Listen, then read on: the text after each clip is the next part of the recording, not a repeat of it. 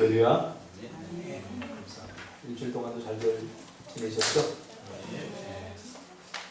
딱 한 사람만 빼고 잘 지낸 것 같아요. 그 사람이 누구인지 본인이 스스로 생각해보면 알 것 같아요. 오늘 이 말씀 중심에서 하나님의 일하심을 보려면, 우리가 저번 주에는 상립주일이었기 때문에 다른 말씀을 전했고, 그 전에 전했던 말씀 이어서 오늘 결론을 지으려고 합니다. 하나님의 일하심을 보려면 이라는 제목으로 하나님 말씀 전하겠습니다. 우린 저번 주에 하나님의 일하심을 보려면 기도해야 한다고 그렇게 말했습니다. 쉬지 말고 기도해야 되는 거죠. 도단성을 겹겹이 둘러싸 포위한 그 아람 군을 보고 기겁을 한 엘리사의 종, 보지 못한 거죠. 엘리사가 본 것을 이 종은 보지 못했기 때문에 당황하고 겁을 먹게 되고 그리고 절망 가운데 빠졌던 것을 보게 됩니다. 그러나 엘리사가 기도하자 그의 영의 눈이 활짝 열리면서 아람군 뒤에 겹겹이 둘러싸아 하나님의 백성들을 보호하고 지키시는 그런 불말과 불병거를 보게 됩니다. 그러자 비로소 안심을 하게 됩니다. 우리의 삶의 여정 가운데도 마찬가지죠. 우리가 영의 눈을 떠서 보지 못하면 현실만 보입니다. 현실의 답답함과 겹겹이 포위되어 있는 자신만을 보게 되죠. 그러나 영의 눈을 들어서 보면 그 뒤에 하나님께서 예비하시고 준비하신 불말과 불병거가 보호하고 지키시고 있다는 사실을 보게 되는 순간 우리는 답답했던 마음들이 시원케 되는 것을 경험하게 되고 불안했던 마음들이 또 안심하게 되는 은혜를 경험하게 됩니다. 그러므로 기도는 선택이 아니라 생명력 자체입니다. 그래서 우리 믿음의 선진들은 기도를 영적 호흡이다 그렇게 말했어요. 기도하지 않고는 우리의 영적 생명을 우리가 살아갈 수 없다는 것을 그렇게 표현하고 있죠. 그 하나님의 일하심을 보는 것은 믿음의 생명력을 우리에게 유지시켜주는 거죠. 예수님은 자신이 이 땅에 오신 목적을 요한복음 10장 10절에서 밝히고 있습니다. 예수님이 이 땅에 왜 오셨는가? 내가 온 것은 양으로 생명을 얻게 하고 더 풍성히 얻게 하려는 것이라. 그러니까 예수님이 이 땅에 오신 목적은 양으로, 우리가 양이죠. 우리에게 생명을 얻게 하려고 오셨다는 거예요. 근데 여기서 끝나면 안 돼요. 양으로 생명을 얻게 하고 그 다음에 더 풍성히 얻게 하려는 것이라. 많은 그리스도인들이 예수 믿고 죽었던 영이 살아나는 생명을 얻은 것에서 만족합니다. 그러나 저에게 은혜가 되는 말씀은 그 다음입니다. 더 풍성히 얻게 하려는 것. 생명을 얻을 뿐만 아니라 더 풍성한 생명력을 우리에게 주시기 위해서 예수님이 오셨다는 거죠. 그러므로 예수님이 우리를 구원시켜 주신 것은 영적으로 죽었던 우리를 단순히 살리는 데 목적이 있지 않았습니다. 더 풍성한 삶. 이 풍성한 삶은 바로 생명력과 관련이 있습니다. 살았다고 다 산 것이 아니죠. 살아있는데 병이 들면 생명력이 약화되는 거죠. 그렇죠? 살았어도 꿈과 비전이 없이 살면 생명력이 약화되는 거죠. 그냥 무기력하게 살아가는 거죠. 그래서 하나님의 백성들에게는 생명력이 있어야 됩니다. 활력이 있어야 됩니다.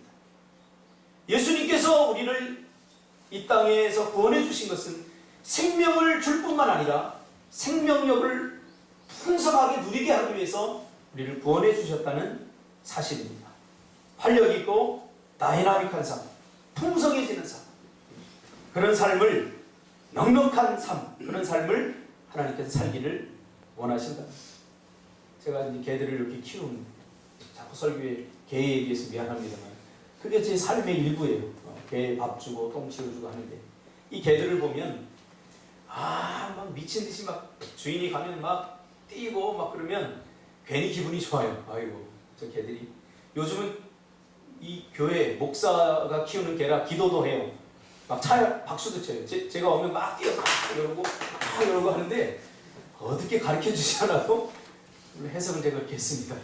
근데 저만의 해석이 아니라 집사람도 그래요. 집사람도 야, 저 개가 기도를, 목사님 개라 기도를 배웠다고 막 박수를 치고 막 이러는데 얼마나 기분이 좋은지 몰라요. 참 항상 개들이 막 누가 오면 지저대고 막 해요. 근데 개가 한 번은 이게 한 마리가, 검은 개 한 마리가 비실비실대고 밥을 줘도 안 먹고 침을 질질 흘려요. 뭔가 활력을 잃어버렸어요. 뭐 밥을 줘도 그냥 냄새 몇 번 맡아보고 저 뒤로 가서 이렇게 수그리고 잠자고 괜히 신경이 쓰이는 거예요. 제가 왜 그럴까 가만히 살펴봤더니 먹지 못하는 게 뭐가 이유가 있지 않을까 해서 입을 이렇게 열어서 봤더니 이놈이 먹성이 좋아서 아무거나 다 처먹어요. 심지어 밥을 주다 몇 개 떨어뜨리면 그것도 돌 가운데서 막 혓바닥 코로 막 이렇게 해가지고 그걸 먹다가 그만 돌을 씹어가지고 이가 부러져 버려요. 그래서 이 어금니 하나가 부러져가지고 여기서 피가 막 줄줄 나더라고요. 그래서 이제 밥을 줄 때 제가 물에다가 비벼갖고 말랑말랑하게 해서 주니까 그걸 얼마나 또 잘 먹는 거예요. 지금은 다 회복이 됐습니다. 지금 오늘 아침에도 막 개 싸우는 소리가 막 들려요. 제가 설교 아침마다 묵상을 하거든요. 설교 준비해놓은 걸 오늘 설교를 어떻게 할까 묵상하다가 도저히 신경이 쓰여갖고 안 되겠어 가봤더니 이놈이 얼마나 힘이 좋은지 개줄을 끊어버리고서 옆집 개에 가서 옆 개를 막 물어뜯고 싸우고 있는 거예요. 차라리 싸우는 게 낫지 병들고 비실대는 거 별로 기분이 안 좋더라고요. 활력이 넘치는 거죠. 우리 성도들도 마찬가지입니다. 하나님께서 우리를 구원해 주신 것은 겨우겨우 이 땅에서 그냥 마지못해 사는 인생, 무기력하게 사는 인생이 아니라 풍성하게 살게 하기 위해서 우리를 구원해 주셨다는 거죠. 활력 있는 삶, 그렇죠? 왜? 나뿐만 아니라 또 다른 사람에게 활력을 불어넣어주는 그런 축복의 통로가 되게 하라고 우리를 그렇게 구원해 주셨다는 사실이죠. 우리 사람도 그런 사람이 있지 않습니까? 활력을 주는 사람. 참 보기만 해도 웃음이 나고 보기만 해도 미소가 지어지고 보기만 해도 뭔가 기대가 되는 그런 사람. 여러분 그런 사람들이 되시기를 주님의 이름으로 축복합니다. 하나님이 그렇게 하기 위해서 우리를 구원해 주셨다는 사실입니다. 요한계시록 3장에 보면 소아시아 7교회 중에 4대 교회를 향해서 하나님이 근심 어린 걱정을 하는 말씀이 나옵니다. 4대 교회를 향해서 내가 내 행위를 아노니 내가 살았다 하는 이름은 가졌으나 죽은 자로다 라고 말합니다. 무슨 말입니까? 믿음의 생명력을 잃어버렸다는 것입니다. 이런 신앙을 저는 허수아비 신앙이다 그렇게 말하고 싶습니다. 모양은 갖췄지만 생명력이 없는 허수아비가 가끔 이게 가을에 육지에는 많이 있는데 여기는 별로 없는 것 같더라고요. 여기서 가장 많이 볼 수 있는 허수아비는 가짜 경찰 허수아비. 조금이라도 폭력을 내고 가다가 저기 누가 이런 거 하나 들고 서 있어요. 누가 눈이 나쁘기 때문에 아차 경찰이다 그러면 속도를 줄여서 가보면 계속 이러고 있어요. 허수아비죠. 메롱하고 다시 속력을 밟고 갑니다. 생명력이 없는 것은 영향을 미칠 수 없습니다. 생명력이 없는 것은 영향을 미칠 수 없죠. 신앙도 마찬가지입니다. 생명력을 잃어버린 신앙은 절대로 좋고 선한 영향력을 미칠 수 없다는 거죠. 그 모양은 갖췄지만 그 안에 생명력이 없는 신앙. 요즘 저는 한국 교회와 한국 교회 성도들의 영적 상태를 가장 잘 반영한 말씀이라고 생각합니다. 허수아비 신앙. 제가 아는 저희 학교 교수님 한 분이 설교하면서 생명력이 없는 이런 한국 교회의 신앙 그리고 성도들을 향해서 이렇게 꼬집는 것을 제가 봤습니다. 제가 문득 그 설교를 들으면 떠오르는 게 허수아비가 떠올랐어요. 참새들도 처음에는 겉모습을 보고 안 앉다가 나중에 생명력이 없는 그 허수아비를 조롱하듯이 허수아비 밀짚모자 꼭대기에 올라가서 있는 것을 종종 발견하게 됩니다. 이 허수아비 신앙, 생명력을 잃어버린 상태를 벗어나기 위한 방법이 하나님의 일하심을 보는 두 번째 조건에 있습니다. 우리 허수아비 신앙에서 벗어나야 됩니다. 그러므로 오늘은 하나님의 일하심을 볼 수 있는 두 번째 조건에 대해서 살펴보려고 합니다. 오늘 본문은 나사로가 병이 들어서 그의 두 누이, 우리가 잘 아는 마리아와 마르다가 예수님께 도움을 요청함으로 시작이 됩니다. 나사로가 병이 들죠. 심상치 않음을 감지한 마리아와 마리다는 긴급하게 예수님께 도움을 요청하죠. 그러나 예수님은 그 소식을 듣고 이는 죽을 병이 아니라 하나님의 영광을 위함이다. 그러면서 그 계시던 곳에서 이틀 동안을 더 유하게 됩니다. 그런데 5절에 뭐라고 하냐면 예수께서 본래 마르다와 그 동생과 나사로를 사랑하시더니 라고 합니다. 자, 생각해 보세요. 성경에서 예수님이 특별히 어떤 가족이나 어떤 대상을 놓고 내가 너를 특별히 사랑한다라고 말한 것은 딱 두 것밖에 없어요. 그 중에 하나가 바로 오늘 본문이 나오고 있죠. 그러니까 이 마리아와 마르다 그리고 나사로는 예수님의 특별한 사랑을 받았던 사람입니다. 그런데 그 특별히 사랑했던 나사로가 거의 죽게 되어서 병이 들어서 이제 거의 죽게 되었는데 예수님께 도움을 요청하자 예수님은 아랑곳하지 않고 오히려 그 있던 곳에 이틀을 더 유하면서 그리고 유대 쪽을 향해서 나사로가 있는 베다니와 정반대 방향에 이를 보러 가시는 것을 보게 됩니다. 하나님이 예수님이 사랑하시는 사람이에요. 예수님이 사랑하시는. 그러니까 우리가 사랑을 할 때 자기의 방식으로 사랑하면 안 됩니다. 그러니까 예수님이 어떻게 사랑하시는지 우리가 배우게 됩니다. 어제도 집사람과 그런 얘기를 합니다. 우리는 소와 사자의 사랑 아닐까? 그런 얘기를 집사람이 하더라고요. 자기가 원하는 방식으로 사랑하죠. 자기가 원하는 방식으로 뭔가를 채우려고 하죠. 오늘 예수님이 분명히 특별히 사랑하는 이 나사로가 병이 들었는데 예수님의 무관심 이것 때문에 오늘 갈등이 일어납니다. 때로는 하나님이 우리를 사랑한다는 것 너무나 잘 알지만 그러나 하나님의 사랑이 언행 불일치처럼 느껴질 때가 참 많습니다. 하나님 정말 나 사랑하는 거 맞죠? 근데 왜 이렇게 나를 이렇게 힘들게 하죠? 왜 이렇게 고통스럽게 하죠? 그럴 때가 많이 있지 않습니까? 하나님이 나를 사랑하는 데 말이죠. 근데 예수님은 별 관심이 없습니다. 거의 죽게 되었는데 이것은 서운한 정도가 아니라 사랑하는 당사자에게, 사랑받는 당사자에게 배신감을 느끼게 됩니다.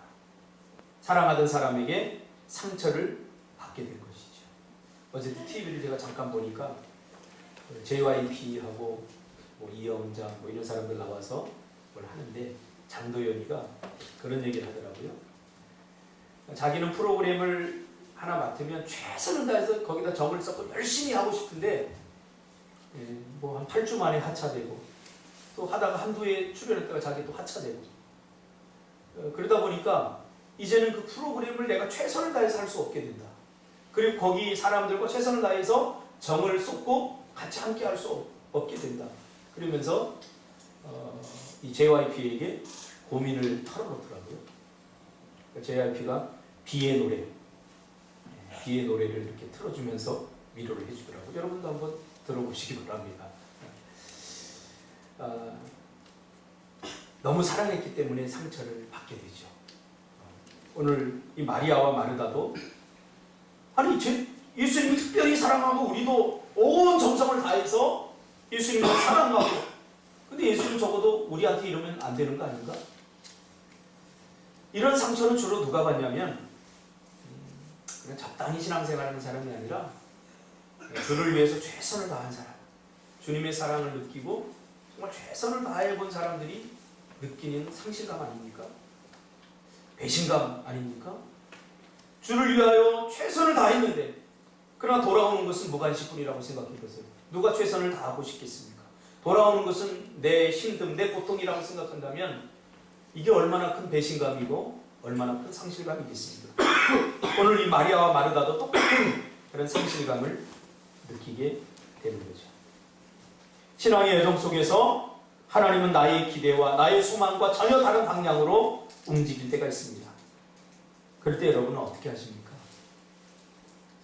좀 서운하지 않습니까? 그런데 아니나 다를까 조금 있다가 나사로의 죽음의 소식을 듣게 됩니다. 죽음은 끝이죠. 죽기 전까지는 소망이 있었는데 죽었어요. 이제 끝이에요. 모든 것이 다 끝나버렸어요. 더 이상 사람이 어떻게 할 수 없는 상태인 거죠. 예수님이 나사로가 살던 베다니로 간 것은 나사로가 죽어서 장사한 지 이미 3일이 지난 시점이었다고 오늘 본문을 이야기하고 있죠. 그러니까 예수님이 가야 되는 시점은 3일 전이었어요. 죽기 전에. 근데 예수님은 이미 모든 기회가 다 지나간, 모든 소망이 다 끊어진 후에 찾아가죠. 그래서 오늘 본문의 11장 전체를 읽어보면 예수님께서 나사로가 죽은 지 3일이 지나서 나사로가 이미 무덤에 장사됐을 때, 그래서 냄새가 날 때 시체에서 그때 찾아간 거죠. 예수님이 오신다는 말을 듣고 마리아는 이미 돌이킬 수 없는 깊은 상처를 입고 마중 나가지 않습니다. 이런 심정이죠. 왜 이제 와서? 우리가 필요로 할 때는 도와주지 않고, 내가 정말로 절박할 때는 도와주지 않다가 이미 다 소망이 끊어졌는데 이제 와서 뭘 와? 예수님. 뭐 그럴 때 있지 않습니까? 하나님 지금 도와주셔야 됩니다. 지금이 때입니다. 뭐 나중에는 별로 필요 없어요. 우리가 절박할 때. 우리가 요청하는 타이밍이 있지 않습니까? 근데 그 타이밍은 다 지나버렸어. 그러나 마르다는 예수님을 마중 나가 왜 이제 왔느냐고 서운함을 표현하죠.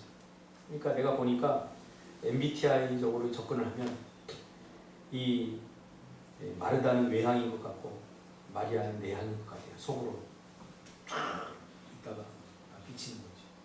그러나 마르다는 서운함을 표현하죠. 아니 예수님 왜 지금 왔어요? 죽을 병에 걸려서 예수님 도움을 요청할 때는 안 하고 왜 지금 왔습니까? 그러면서 예수님께 따지고 묻지. 그러면서 22절에 아주 중요한 말을 합니다. 그러나 이게 중요합니다. 심리학에 보면 예스밭 게임이라는 게 있어요. 예스 예, 다 좋습니다. 아멘 해놓고 돌아서면서 그러나 나는 믿음이 없어서. 그렇죠? 그러나 나는 못해요. 어떻게 해야 되는 건 알고 어떻게 살아야 되는 건 다 알지만 그러나 나는 믿음이 없어요. 나는 못해요. 그러니까 상담을 하면서 그런 사람들이 있어요. 예, 내가 잘못입니다. 내가 해야죠. 내가 고쳐야죠. 내가 바꿔야죠. 다 그러네요. 돌아갈 때. 그런데 내가 과연 할 수 있을까요? 하는 거죠. 우리 신앙의 여정 속에서도 이런 하나님과 우리 관계 속에 예스밭 게임을 참 많이 합니다. 기도할 때는 막 충만해갖고 하나님 다 들어주실 거죠. 내가 하나님 앞에 결단하겠습니다. 하나님과 이렇게 하겠습니다. 그렇게 다 해놓고서 눈을 뜨고 돌아설 때 그런데 이거 만만치 않네. 명균 집사님이 저번주에 그런 고백을 했어요. 미얀마 선교 팀장을 딱 맡고 결단하고 얼마나 대단합니까? 여러분 정말 많은 것들을 준비하고 결단했습니다. 그냥 일시적으로 자기가 하고 싶어서 한 게 아니더라고요. 그동안 기도하면서 많은 것들을 준비하고 그렇게 기도하면서 결정을 했더라고요. 보니까 그렇게 하나님 앞에 좋은 일을 하겠다고 딱 결단하면 제가 하나님이라면 막 그냥 일사천리로 원하는 대로 하나님 기도하는 대로 응답하고 착착착 풀어지게 하겠어요. 근데 그 다음날 자동차가 퍼져버렸어. 할렐루야. 그것도 견적이 뭐 이만저만 나온 게 아니라 뭐 거의 100만 원대 나와버리고 뭐 되는 게 안 되고 막 그래요. 하나님의 타이밍과 우리의 타이밍이 잘 안 맞는 것 같아요. 그런데 이 마르다의 자세가 필요해요. 이미 소망이 다 끊어졌고 이제 끝났지만 그러나 이게 중요합니다. 나는 이제라도 주께서 무엇이든지 하나님께 구하는 것을 하나님이 주실 줄 아나이다. 할렐루야. 이게 중요해요. 결론을 어떻게 내리냐 이게 굉장히 중요합니다. 우리가 인간적으로 약하기 때문에 불평하고 원망할 수 있어요. 사람을 욕할 수도 있고 하나님에 대해서 그럴 수도 있어요. 그러나 어떻게 결론을 내리느냐 이게 굉장히 중요합니다. 오늘 마르다는 그러나 이제라도 주께서 무엇인지 하나님께 구하시는 것을 하나님이 주실 줄 아나이다. 구체적으로 그게 무엇인지 모르지만 여러분, 이 고백이 복된 고백입니다. 이 고백이 여러분의 고백이 되었으면 좋겠습니다. 생각을 앞선 말이죠. 생각 때로는 말이 앞설 수가 있어요. 생각보다. 근데 유교적 문화 속에서 우리는 이걸 언행불일치로 알거든요. 근데 우리가 신앙의 여정 속에서 이것은 하나님의 특별한 말하심의 방법 같아요. 저도 그래요. 저도 생각을 충분히 하기 전에 하나님께 먼저 말하게 하셔요. 그러면 아차 싶죠. 아차. 나 돈도 없는데 하나님이 나오고 많은 헌금을 하라고 선언하게 하셔요.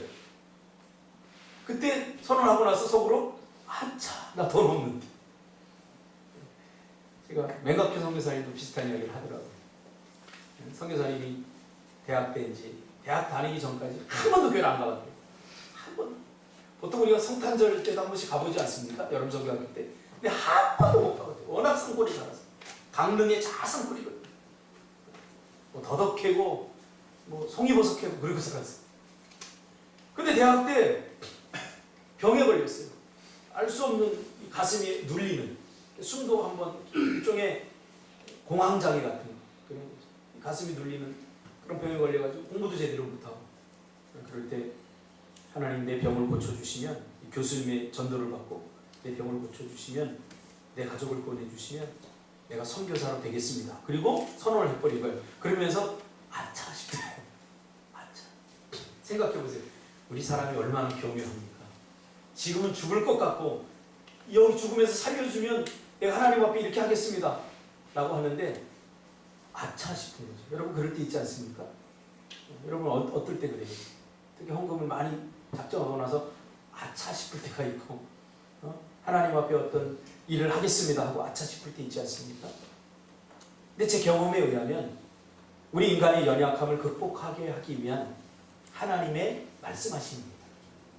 저도 그럴 때가 많아요.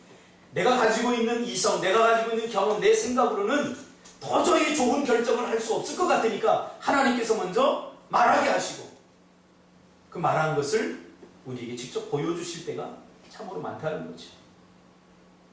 오늘 마리아도 비슷한 고백을 합니다. 모든 희망이 꺼진 캄캄한 절망의 상태에서 이런 고백을 하는 것이 정말 중요합니다. 아직 늦지 않았다는 생각. 저는 이거 제주로 오면서 사실 마음속 깊은 곳에 미얀마 선교는 제 마음 속에서 죽은 나사로와 같이 죽었다 이렇게 생각을 했습니다. 더 이상 우리가 어떻게 미얀마 선교를 할 수 있겠어? 우리가 미얀마 선교를 할 수 있었던 것은 비즈니스 선교를 해서 다 각자 사업장을 가지고 있었기 때문에 개인의 뭐 조금 손해보고 개인이 힘들고 자기가 포기하면 뭐 그 정도는 감당할 수 있지만 이제 우리 모두가 다 직장을 다 갖고 있는 상태에서 이제 어떻게 우리가 미얀마 선교를 할 수 있겠어? 하고 사실은 내 안에서 미얀마 선교는 이미 죽었습니다. 죽었었습니다.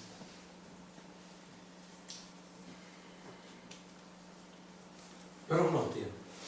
미얀마 선교에 대해서 여러분 생각하면 야 우리가 할 수 있어 이런 마음이 듭니까? 아니면 나사로처럼 죽은 거 아닙니까? 이미 끝났어. 이미 끝났어. 자, 본문으로 들어가서 그 말을 듣고 23절에 예수님 뭐라고 합니까? 뭘 할 수 있으면 좀 해봐라 하니까 내 오라비가 살아나리라. 예수님이 그렇게 얘기합니다. 그래서 마르다가 이렇게 이야기하죠. 마지막 부활할 때 살아날 이 나사로가 살아날 거 저도 알아요. 부활신앙을 가졌죠. 그러나 지금이 아니라 나중에 예수님이 다시 오시면 그때 나사로가 살아날 것을 모르는 사람이 누가 있겠습니까? 분명히 나사로 이 마르다는 부활신앙을 가졌습니다. 그런데 예수님 뭐라고 이야기하는 줄 아세요? 예수님의 시제는 지금이에요. 나사로가 살아나리라 하는 것은 하는 시제는 지금 살아나겠다는 거예요. 머지않아서. 그런데 마르다가 가졌던 신앙은 나중에 시내는 미래 시대입니다. 나중에 예수님이 다시 오시면 살아날 거 누가 모릅니까? 그때 부활하겠죠. 그러자 예수님이 25절에 나는 부활이요 생명이니 나를 믿지 않는 자는 죽어도 살겠고 무릇 살아서 믿는 자는 영원히 죽지 아니하리니 이것을 내가 믿느냐. 여기서 포인트는 뭐냐면 앞에 고백이 아니라 이것을 내가 믿느냐입니다. 우리에게 답을 요청하고 있죠. 내가 누구야? 나는 부활이고 나는 생명을 주는 사람이야. 그래서 나를 믿는 사람은 죽어도 살고 무릇 살아서 믿는 자는 영원히 죽지 아니할 것을, 이 보편적인 믿음을 너는 믿고 있느냐? 그 말이죠. 믿음을 요구합니다. 무슨 믿음이요? 뒤에 보면 무릇 살아서 믿는 자는 영원히 죽지 아니하는 믿음이죠. 살아서 믿는 믿음. 즉 그리스도 안에서 죽는 자는 다시 살아나게 되는 부활신앙뿐만 아니라 지금 여기서 믿는 자는 영원히 죽지 않는다는 현실신앙. 나중을 보장할 뿐만 아니라 믿음은 지금 여기서 역사하시는 하나님을 믿어야 한다는 말이죠. 우리 한국교회 신앙은, 부활신앙, 미래적 신앙은 든든합니다. 왜? 6.25와 또 일제시대를 거치면서 다 우리의 신앙은 미래적이었어요. 나중에 해방이 되면 다 나중이었어요. 그래서 현재 누려야 될 기쁨과 감격들, 현재 누려야 될 은혜들을 우리가 나중으로 미룬 적이 굉장히 많습니다. 오늘 우리도 마찬가지입니다.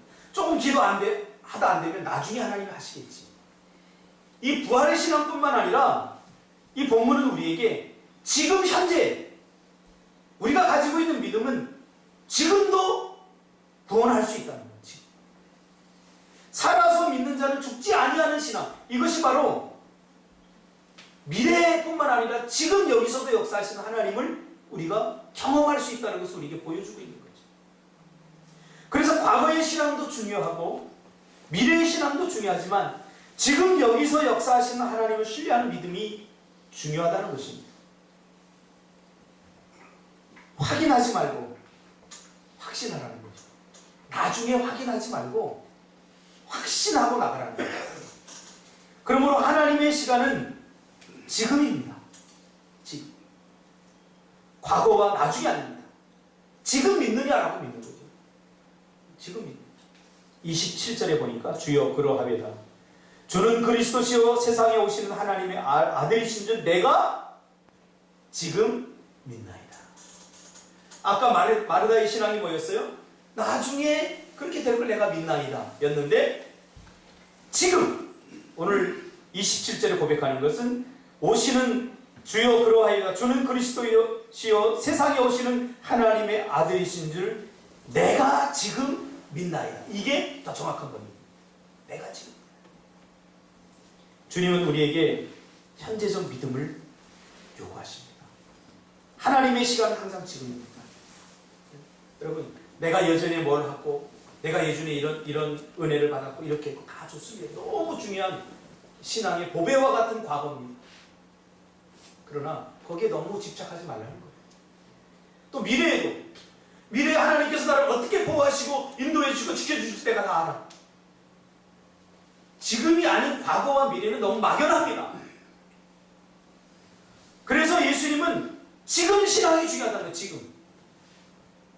냉정하게 말하면 과거 다 좋다 이거야. 미래도 다 좋다 이거야. 그런데 지금 너 뭐 하고 있느냐 그냥. 과거에 믿었고 미래 오실 것도 믿는데 지금 믿느냐? 이게 더 중요한 거지. 지금. 주님의 물으심은 항상 현재적 답변을 요구합니다. 마태복음 8장에 보면 백부장의 종이 병이 듭니다. 근데 백부장이 찾아갑니다. 내가 너희 집 가서 고쳐주겠다 그러니까 아닙니다. 그냥 말씀만 하시더라도 우리 종이 나을 것을 내가 지금 믿습니다. 내가. 그러니까 예수님이 뭐라고 그래요? 가라. 내 믿은 대로 되지어라. 무슨 말이에요? 현재 내가 믿고 있는 그대로 되어진다는 거예요. 그뿐입니까? 마태복음 9장 2절에 보면 중풍병자가 나오는데 똑같습니다. 마태복음 9장 29절에 보면 두 맹인이 나오는데 똑같습니다. 예수님은 현재적 믿음을 요구하는 거예요. 마태복음 9장 19절에서 22절에 보니까 12해를 혈류증으로 앓던 여인도 나옵니다. 그 여인이 어떤 마음으로 주님 앞에 나옵니까? 예수님의 겉옷만 만져도 나을 수 있다는 기대를 가지고 나옵니다. 예수님의 겉옷자락만 살짝 터치해도 내가 나올 수 있겠다라고 하는 현재적 믿음을 가지고 있는 거예요. 여인에게 뭐라고 합니까? 따라 안심하라. 내 믿음이 너를 구원하라. 이때 시제도 지금입니다. 내 지금 현재 가지고 있는 그 믿음이 현재 너의 현재적 상황, 내 현재적 그 병든, 혈루증, 그거로부터 구원하였더라. 뭐가 구원하는 거예요? 하나님이 우리에게 은혜로 주신 믿음이 현재적 나의 삶의 다양한 문제와 또 절망으로부터 우리를 구원해 준다. 여러분 믿습니까? 이게 실제적 신앙 아닙니까? 믿음대로 혹은 믿음대로 된다는 것입니다. 지금 현재적 삶은 여러분의 믿음의 결과입니다. 나는 왜 이렇지? 나는 왜 이렇게 힘들지? 나는 왜 되는 일이 없지? 여러분의 믿음의 결과가 만들어 놓은 거예요. 그러니까 여러분이 무엇을 믿느냐, 어떻게 믿느냐, 이거 대단히 중요합니다. 제가 전번주에도 얘기했지만 제가 개척을 시작하면서부터 나는 앞으로 이런 학교를 하고 이런 공동체를 하고 이렇게 할 겁니다. 캠핑카를 사서 청소년들을 전도하러 다닐 겁니다. 라고 말했더니 그게 제 믿음이었어요. 하나님이 저에게 주신 비전이었고 믿음이었어요. 사실 많은 사람들이 잘 안 믿더라고요. 왜? 그때 상황이 너무 힘들고 이렇게 된다는 것을 꿈꿀 수도 없는 그런 절망 가운데 있었거든요. 내일 당장 월세를 내야 되는데 월세로 6개월이 밀리고 쌀도 없고 정등도 킬 만한 전기세가 아까워서 집사람 매일 전등 걸어 다니고 전혀 지금 같은 삶을 꿈꿀 수 없을 때 하나님께서 비전을 주시고 믿게 하셨어요. 그러니까 믿은 대로 된 거예요. 자, 앞으로 여러분의 미래도 마찬가지입니다. 여러분이 믿은 대로 되는 거예요.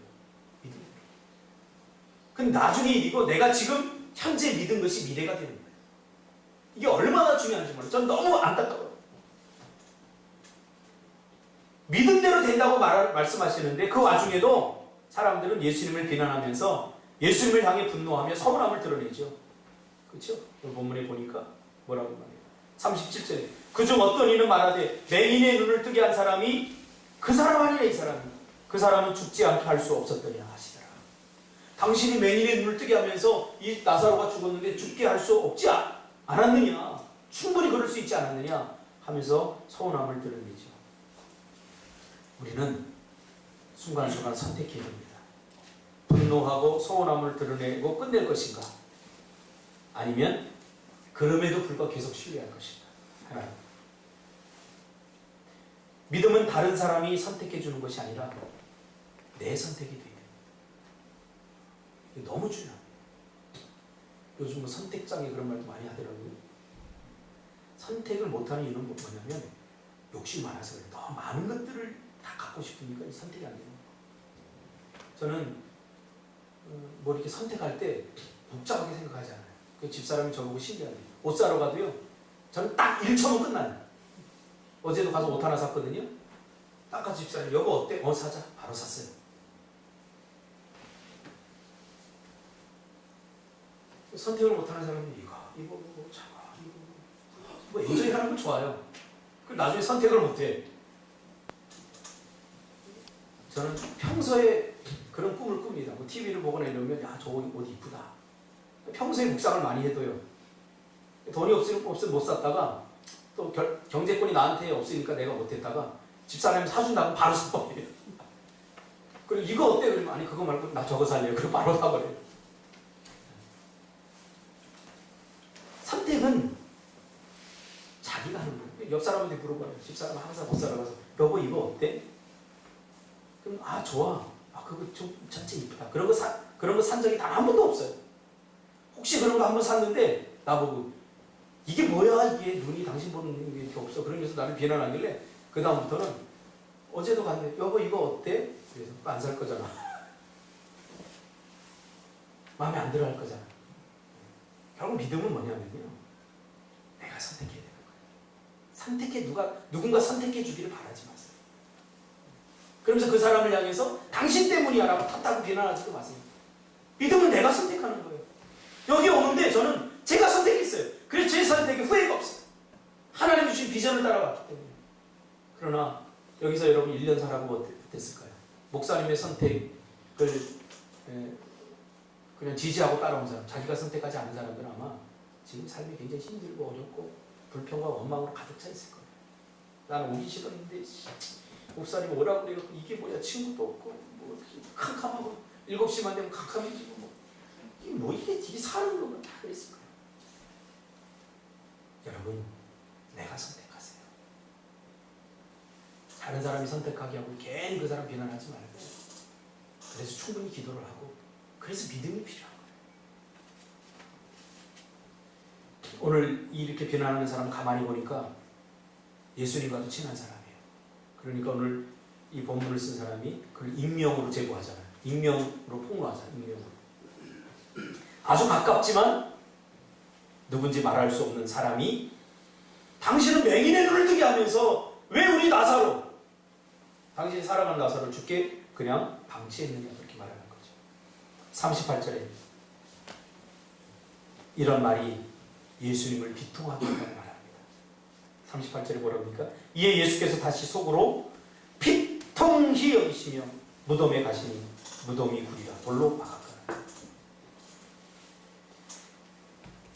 무덤 앞에 딱 마리아와 마르다가 섰을 때 어떤 생각이 들었을까요? 비통하지 않았겠어요? 이제 죽었는데 뭐 살아날 수 있겠어? 이제 끝났는데. 답답하고 절망했겠죠. 무덤 앞에 딱 서니까. 예수님의 비통함은 다른 데 있었습니다. 오늘 무덤 앞에 딱 서서 꺼낼 수도 없는 엄청난 큰 돌로 막혀있는 그걸 보고 마리아와 마르다가 비통했다면, 예수님은 그렇게 생각하는 그 사람들의 마음을 읽으시고 비통해하는 거죠. 무덤보다 더 큰 의심의 돌로 막혀있는 저, 아직도 예수님을 신뢰하지 못하고 아직도 예수님 누군지 믿지 못하는 그 무덤의 돌로, 큰 돌로 꽉 막아놓은 것 같은 의심의 돌이 그 사람들의 마음을 꽉꽉 닫아놓은 그 광경을 예수님이 보신 거죠. 그래서 예수님 그것 때문에 비통해하고 있는 거예요. 제자들에게 가끔 예수님이 그런 표현을 썼어요. 내가 언제까지 너희와 더 함께 있겠느냐. 내가 보여줄 거 다 보여줬어. 이제 내가 하나님의 아들이고 내게 얼마나 능력이 있고 내가 무엇을 하러 하는지 너희에게 다 보여줬는데, 죽은 자도 살리시고 맹인도 고치시고 이제 더 이상 뭘 보여줘야 돼. 그러니까요 여러분, 믿음이라고 하는 것은 확인하는 게 절대 아니에요. 도마가 그러잖아요. 내가 예수님의 죽으심을 내가 직접 눈으로 보지 않고 확인하지 않고 내가 믿지 못했다. 근데 예수님이 뭐라고 해요? 도마야, 보지 않고 믿는 믿음이 더 복되다. 이 말은 뭐냐면요, 믿음은 확인하는 것이 아니라 확신하는 거라. 나중에 말하겠지만, 그러면 왜 이런 확인하는 과정을 우리에게 거치게 하실까요? 예수님이 확신을 주기 위해서. 이게 최선은 아닙니다.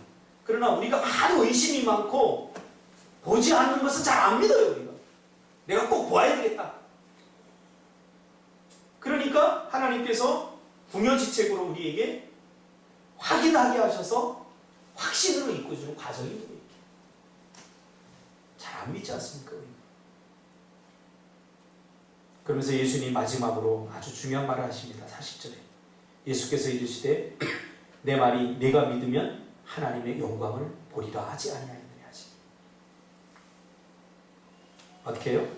믿으면, 내가 믿으면 하나님의 영광, 하나님의 일하심 중에서도 하나님의 큰 놀라운 영광된 일들을 보겠다는 거예요. 자, 첫 번째, 하나님의 하시는 일을 보려면 기도해야 된다고 했죠. 두 번째로, 믿어야 합니다. 보지 않고는 잘 믿으려고 하지 않는 습성이 있기에 자꾸 우리는 확인하려고 합니다. 확인하는 것은 절대 믿음이 될 수 없습니다. 내 눈으로 꼭 보고 경험하고 해야 하나님이 살아있는 것을 드러나겠다. 나는 믿겠다. 그렇게 수없이 했는데도 믿지 못하지 않습니까? 그러니까 믿음은 내 안에서 발생하는 게 아니라 하나님이 주시는 선물이에요. 그럼 내 안에 하나님이 주신 선물이 믿음이 있는지 없는지 알려면 어떻게 됩니까? 믿음으로 순종하고 말아요. 믿음으로 행하고 말아요. 제가 처음에 이 제주도로 하나님 가라고 했을 때 정말 이게 말로 다 차마 표현할 수 없는 이 안타까움과 힘듦이 있었어요. 왜 내가 제주도가? 이대로도 좋은데, 너무 잘 되고 있는데, 목회도 뭐 안 되는 것도 아니고, 이대로도 좋은데 왜 내가 제주도가? 그러면서 그동안 보여주신 하나님의 놀라운 은혜들이 있는데 자꾸 확인하려고 했어요. 그러나 순종하고 왔더니 하나님께서 왜 제주도로 보내주셨는지 하나님께 큰 놀라운 은혜들을 주시더라고요. 이게 지금 다 풀어놓을 수 없는 기쁨이 있어요. 그래서 예수님은 이 작은 사건을 통해서 믿음에 대해서 말하고 있는 것입니다. 오늘 본문에서 여러분 읽었죠? 이렇게 하는 것은, 확인하는 과정을 거치게 하는 것은 너희의 믿음 때문이다 라고 말하고 있죠. 확인은 믿음이 아닙니다, 여러분. 반드시 기억하세요. 그러나 하나님은 가끔 우리에게 이런 확인하는 과정을 우리에게 보여주십니다. 왜? 확신을 주기 위해서. 이래도 믿지 못하겠느냐? 이렇게 했는데도. 죽은 나사로를 살렸어. 이래도 믿지 못하겠느냐? 내가 부활이고 내가 너에게 생명을 주는, 과거뿐만 아니라 미래의 모든 문제도 해결해주고 지금 당하고 있는 이 현재적 고통에서도 너희를 구원해 줄 분이라는 사실을 아직도 너희들이 믿지 못하느냐? 하고 비통히 하시죠. 여전히 우리는 무덤 속에 갇힌 나사로만 보죠. 죽었다, 소망이 없다 하고 말하죠. 우리가 가진 믿음이 나를 구원하는 것입니다. 다른 사람이 가진 믿음이 절대 나를 구원하지 않습니다. 그래서 내가 선택하고 내가 선택해요. 그런 사람이 있어요. 우리 남편이 믿음이 좋으니까 나는 그냥 따라서 천국. 절대 안. 어제 제가 이 앞집에 그 사장님하고 잠깐 이야기를 할 시간이 있어서 이야기를 이렇게 했어요. 이분이 자기 마음을 제가 자꾸 이렇게 이야기를 들어주고 받아줬더니 비로소 자기 마음을 다 들어줘요. 저에게 얼마나 생뚱맞게 구는지 몰라요. 여기 뺐다가 처음에 왔는데 뭐 이렇게 얘기해도 듣는 척, 아는 척하고 뭐 여기서 막 부딪혀와요. 막 톡톡 쏘는 말을 해요. 상처가 되는 말을. 그래서 내가 네가 아니면 우리 제주도에서 못 사냐 여기 있었는데, 야, 하나님 그런 마음을 주세요. 좀 부드러운 마음, 좀 부드럽게 대해요. 그래서 부드럽게 제가 사장님 여기 나무 심으세요? 사장님 여기 문 만드세요? 왜 문 만드세요? 그러면서 제가 막 살갑게 다가갔더니 들어주고 했더니 그제 비로소 얘기를 하더라고요. 내가 목사님한테 이렇게 투명의 군주 아세요? 저에게 투명의 군주를 아세요? 사장님도 나도 기분 나빴다고. 사실은 우리 큰아들이 박옥수한테 빠졌어요. 이단 박옥수한테 빠져갖고 부모 말도 안 듣고 지금 뭐 자기도 나이 한참 많은 연상하고 결혼해가지고 저도 어디 살고 있는데 돈도 많아요. 자기는 이 돈 많은 것 아들 자식한테, 그 사람은 아들 새끼한테 하나도 안 주고 내가 사회에 다 환영시키겠다. 마음의 상처가 깊은 거예요. 그 전에 교회도 좀 다니고 했는데 교회 발걸음을 뚝 끊었다. 그래서 제가 그 순간부터 계속 기도하고 있어요. 제가 그런 말을 했어요. 결국 아들인데 뭐 호적에 팔 수 있겠습니까? 결국 돌아옵니다. 부모는 받아줘야 됩니다. 받아들일 준비를 지금부터 하셔야 된다. 목사님 말도 마세요. 그런 소리 하려면 가라. 난 절대로 죄를 못 써요. 사랑하기 때문에 상처를 받은 거죠. 믿어도 여러분 제대로 믿어야 됩니다. 제대로. 감히 하나님이 우리에게 구원의 선물로 주신 믿음, 여러분 안에 다 있습니다. 다 있죠? 절대 제발 좀 없는 척하지 마세요. 그러면서 나는 믿음이 없다. 나는 뭐 믿음이 약하다. 다 뻥이에요. 절대 믿지 않습니다. 나를 구원해 주셨다면, 믿음으로 나를 구원해 주셨기 때문에 우리 안에 다 믿음이 있습니다. 그 믿음은 사용이 봐야 돼요. 그러므로 하나님의 일하심을 보려면 항상 믿음으로 반응해야 됩니다. 어떤 순간에도 죽은 나사로처럼 무덤에 가두고 이제 끝이야 라고 말하지 마세요. 내가 끝이야 라고 말하지 않는 순간 하나님은 절대로 우리를 끝내지 않으셔요. 개척하고 11년 동안 오면서 끝내고 싶었던 순간도 많았고 끝이라고 생각했던 순간도 많았고 더 이상 일어설 수 없을 만큼 힘들고 어려울 때도 있었어요. 마치 무덤에 갇힌 나사로를 바라보는 비통함으로 그 무덤을 바라볼 때도 많았어요. 그런데 하나님 그때마다 저에게 저를 비통해 하셨어요. 저를. 제 무덤 같은 마음, 믿음을 나사로처럼 죽여버리고 이 안에 가둬놓고 예수님에 대해서 의심하고 신뢰하지 못했던 나를 더 비통해 하셨어요. 하나님은 살려내시어 하나님의 일하기를 보기를 원하십니다. 여러분에게 나사로는 무엇입니까? 예수님이 살리실 수 있도록 여러분 협조해 주시기를 주님의 이름으로 축복합니다. 기도하겠습니다.